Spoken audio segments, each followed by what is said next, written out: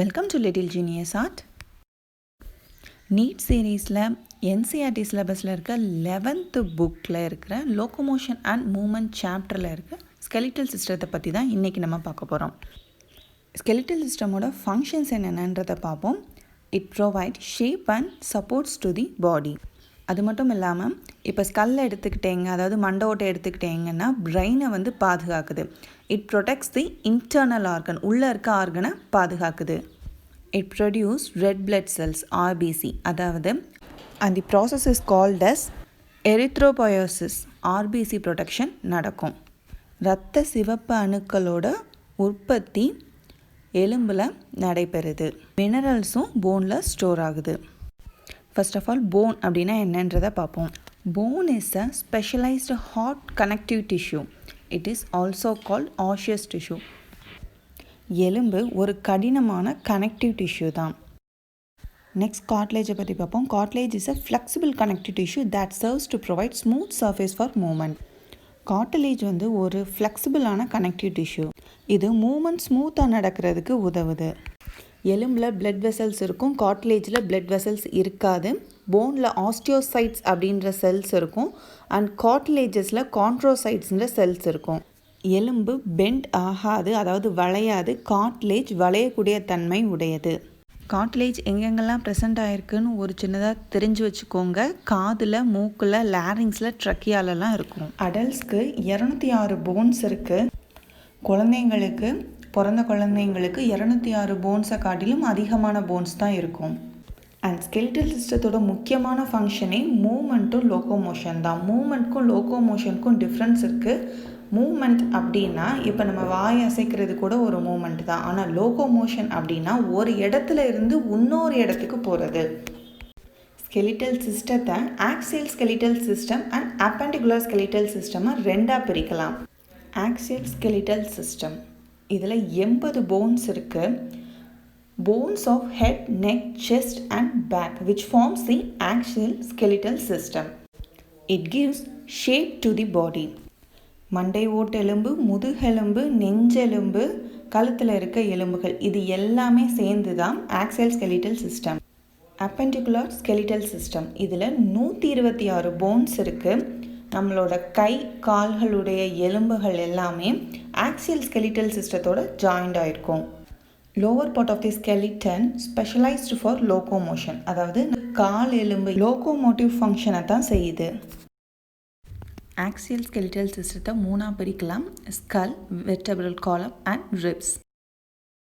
cranium is the part of the skull which enclosing the brain. craniumங்கிறது மண்டை ஓட்டோட ஒரு பகுதி தான். மூளையை சுற்றி உள்ள பகுதி தான் இது. Parts of the cranium is very important.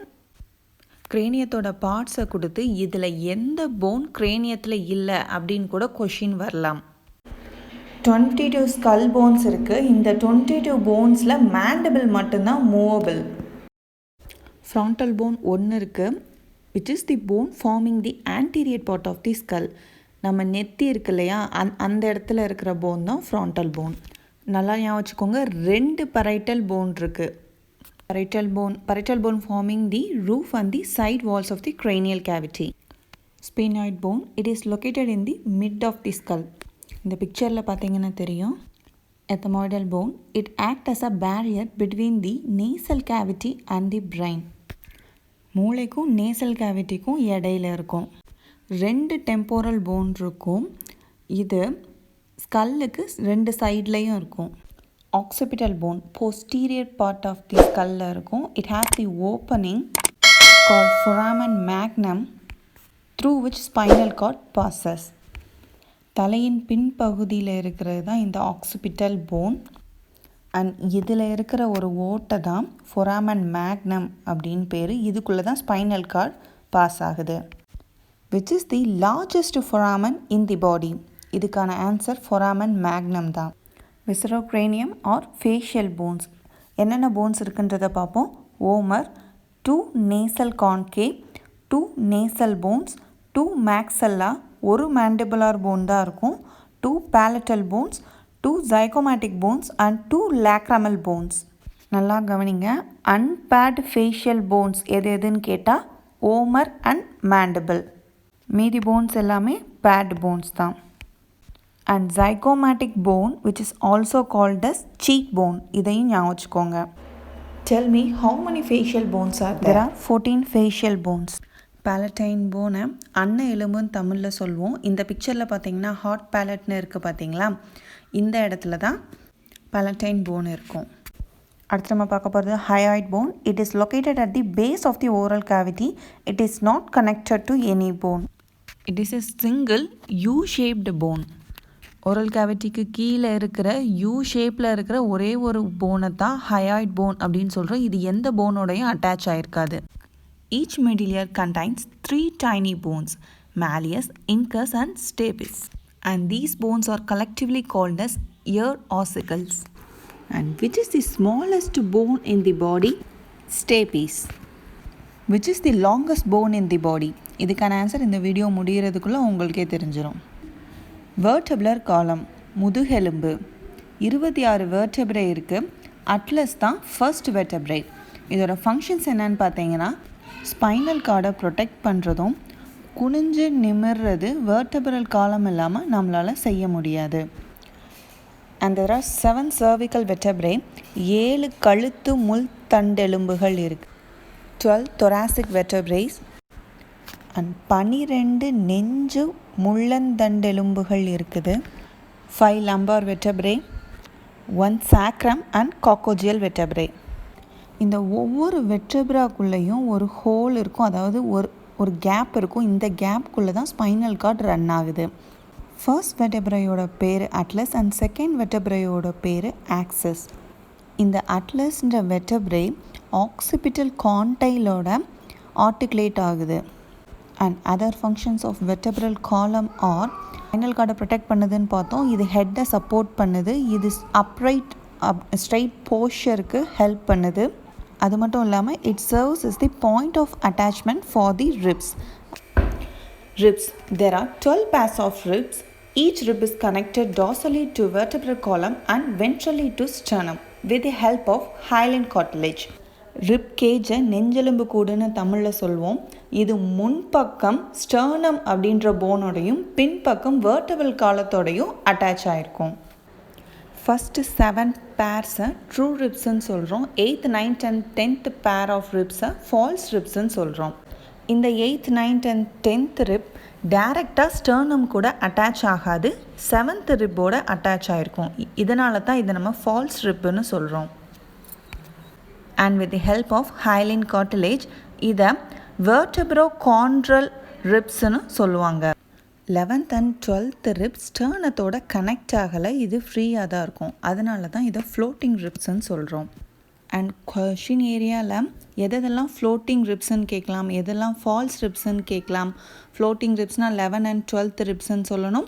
எந்தெந்த போன்ஸ் ரிப் கேஜை ஃபார்ம் பண்ணுதுன்றது கூட ஒரு கொஷின் தான். thoracic vertebrae ribs and sternum தான் ஃபார்ம் பண்ணுது. அடுத்து நம்ம பார்க்க போகிறது appendicular skeleton.